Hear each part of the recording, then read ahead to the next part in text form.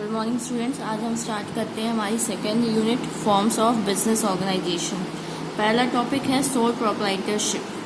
Soul proprietorship is a business started and manage by one person. Sole proprietorship एक ऐसा business होता है जो रन और मैनेज होता है किसके द्वारा? एक पर्सन के द्वारा। He discharges all financial, administrative liabilities and as per the need appoints an assistant। मतलब इसमें यही बताया गया है कि वो उसके ऊपर सब चीज़ की रिस्पॉन्सिबिलिटी होती है, मतलब बिजनेस में पैसा लगाना और बिजनेस में जो रिस्क होता है, लाइबिलिटीज़ होती है, खुद को फेस करना, और मानो कभी ज़रूरत पड़ती है तो कोई एक्सपर्ट्स को या असिस्टेंट्स को वर्क के लिए रख सकता है। Sole trade is the oldest form of business organisation. ये सबसे पुराना फॉर्म है बिजनेस ऑर्गेनाइजेशन का। In the other words of economist R.N. Owens, sole proprietorship is the oldest form of business organization which started with business। मतलब जब से business start हुआ है तब से ये फॉर्म को हम फॉलो कर रहे हैं। Similar opinions have been disclosed by Professor Spiegel and Henne। It is believed that when the exchange of goods started by men, it was done for mutual benefit and on personal basis। मतलब जब पहले business start हुआ था तो हम goods exchange करते थे अपने बेनिफिट के लिए। पहले बार्टर सिस्टम चलता था, उसमें लोग अपने बेनिफिट देखते थे। He was not compelled for such exchange activities।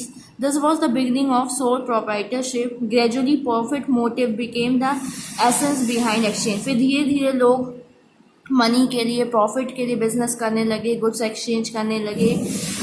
That form of business is still prevalent today. आज भी ये फॉर्म चल रहा है बिजनेस ऑर्गेनाइजेशन का। देखिए मीनिंग दिया हुआ है, the soul trader is an individual who owns and manage a business. मतलब ये एक ऐसा इंडिविजुअल, एक ऐसा सिंगल पर्सन होता है जो मैनेज को रन करता है और कंट्रोल करता है। The individual bring his own और borrowed capital and manages the business himself. जो मालिक होता है वो पैसा खुद का लगाता है या मानो कहीं से उधार लेके आता है तो वो लगाता है, और जो बिजनेस में मतलब जो भी काम वगैरह होता है, एक्टिविटीज़ होती है, वो खुद ही परफॉर्म करता है।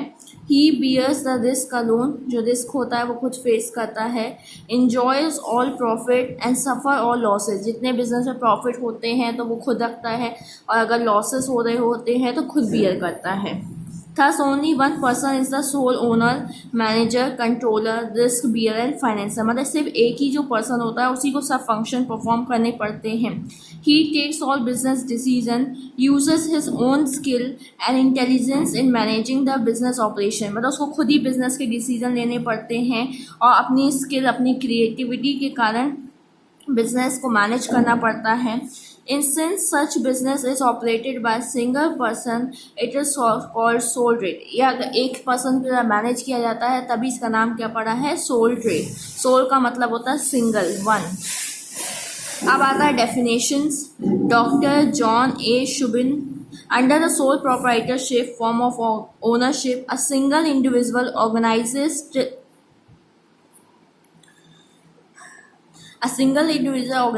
title to and operates a business in his own name। मतलब इसमें यही बताया गया है कि जो सिंगल प्रोप्राइटर होता है वो मैनेज बिजनेस को, ओनर मतलब मालिक भी होता है, उसे मैनेज भी करता है, उसको टाइटल भी देता है और अपने बिजनेस खुद अपने नाम से चलाता है। L.H. Henne। The individual proprietorship form of business organization is an organization at the head of which stands an individual as the one who is responsible, who directs his operation and who alone runs the risk of failure। तो इसमें यही बताया गया है कि इसमें single individual होता है जो बिजनेस को रन करता है, मैनेज करता है, और उसके ऊपर रिस्पॉन्सिबिलिटी होती है कि उसका डिसीजन लेने का, रिस्क फेस करने का, पैसा लगाने का। थर्ड डेफिनेशन दिया हुआ है S.R. Lalan. A sole trader is a person who carries on business at its own risk. मतलब वो बिजनेस चलाता है अपनी रिस्क पे। B.B. Ghosh. In proprietary business, an individual is a sole proprietor of the business and he manages and control the business। जो proprietary business होता है उसमें एक इंडिविजुअल होता है जो बिजनेस को रन करता है, मैनेज करता है, कंट्रोल करता है। C.G. Gestenberg। Sole trading is that form of business organization which is started and run by one person who bears profit and loss of it। मतलब इसमें यही बताया गया है कि सोल ट्रेडिंग एक ऐसा बिजनेस ऑर्गेनाइजेशन है, ऐसा फॉर्म है बिजनेस का जो एक पर्सन के द्वारा स्टार्ट किया जाता है, उसको रन एंड मैनेज किया जाता है और वो अकेले ही प्रॉफिट और लॉस को बियर करता है। James Stephenson.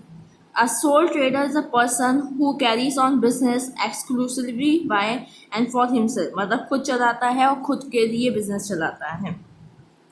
From the above definition, we can conclude that sole trader is a business established by a single person who invents capital of his own or borrowed capitals and look after the management, control, finance and other business operation himself and bear risk of profit and loss of the business. इसमें ये बताया जा रहा है कि business soul जो business है वो सिंगल पर्सन के द्वारा एस्टैब्लिश किया जाता है. वो खुद का पैसा लगाता है या कहीं से उधार लेके आता है और वो बिज़नेस को खुद ही रन मैनेज कंट्रोल करता है और जो भी रिस्क होता है, प्रॉफिट होता है, लॉस होता है, खुद अकेले बियर करता है. चलिए हम नेक्स्ट पेज में आते हैं. Page number 40.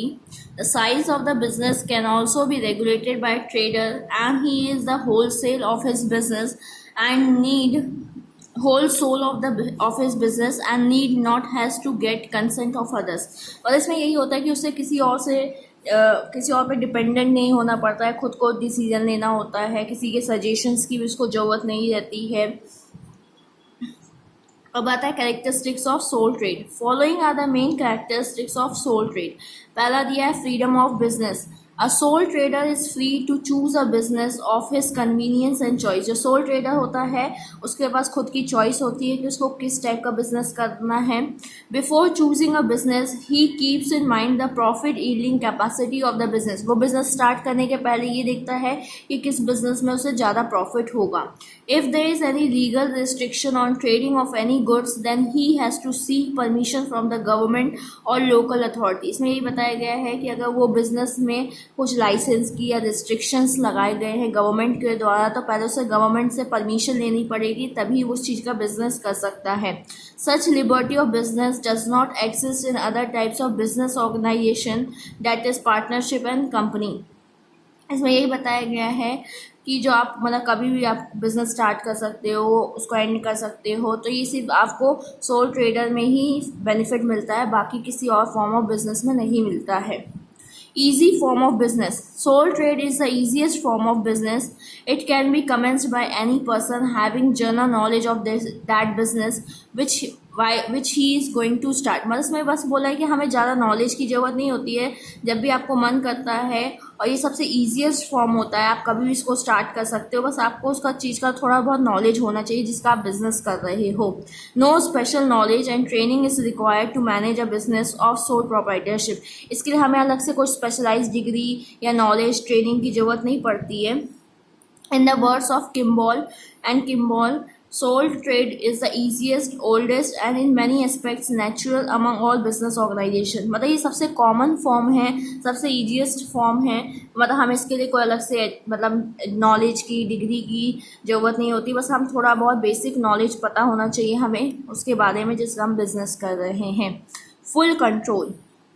Since sole trade is the owner of the business, full control of the business is in the hands of proprietor and he is liable for all managerial activities related to the business. मतलब इसमें यही बोला गया है जो sole trader होता है वो बिजनेस का ओनर होता है और उसके हाथ में बिजनेस का फुल कंट्रोल होता है और वो पूरे काम के लिए रिस्पॉन्सिबल होता है, लाइबल होता है. That is why Gerstenberg has stated he owes all and all risk.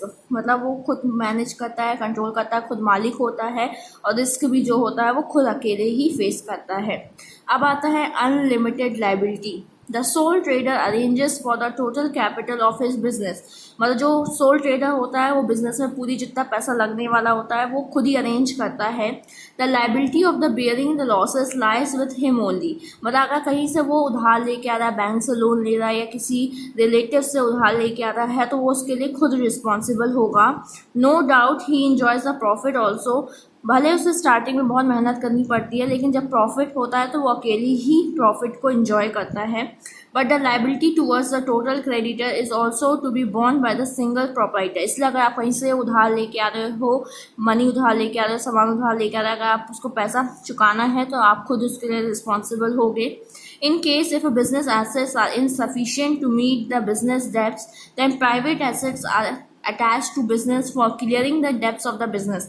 मतलब क्या बोला जाता है कि अगर आपके बिजनेस में इतना पैसा नहीं है या आपके बिजनेस की प्रॉपर्टी बेचने के बाद भी सामने वाले का हम लोन नहीं चुका पा रहे हैं, तो फिर आपकी जो पर्सनल प्रॉपर्टी मतलब आपका घर रहेगा या जो भी आपके पास रहेगा, फिर आपकी वो पर्सनल चीज़ें उसके लिए रिस्पॉन्सिबल होगी सामने वाले का डेप्थ पे करने के लिए। अनलिमिटेड लाइबिलिटी का मतलब होता है कि जब आप सामने वाले से लाइबिलिटी मतलब पैसा लिए हो और आपके पास आपके बिजनेस के मनी, बिजनेस के एसेट सफिशिएंट नहीं है सामने वाले को पे करने के लिए, तो आपकी पर्सनल चीज़ें भी उसके लिए रिस्पॉन्सिबल होंगी। आप पर्सनल चीज़ें हैं, प्राइवेट चीज़ों को बेचोगे और फिर उसका पैसा चुकता करोगे। अब आता है fifth point, no separate existence. The sole trading concerns has no legal existence independent of its owner. मतलब इसकी कोई अलग से एग्जिस्टेंस नहीं है, मालिक है जब तक बिजनेस है, मालिक नहीं तो बिजनेस नहीं, इसका मोटिव यही है, इसका कोई अलग से एग्जिस्टेंस नहीं है।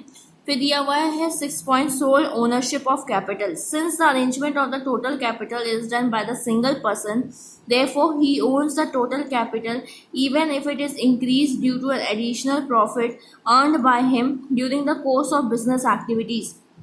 मतलब बोला जा रहा है जो मालिक होता है वही पैसा लगाता है बिजनेस में, कैपिटल लगाता है, और अगर मानिए आपको हर साल प्रॉफिट हो रहा है फिर आप उस प्रॉफिट को दोबारा बिजनेस में लगा रहे हैं तो भी वो आप ही का कहलाएगा। No legal formalities.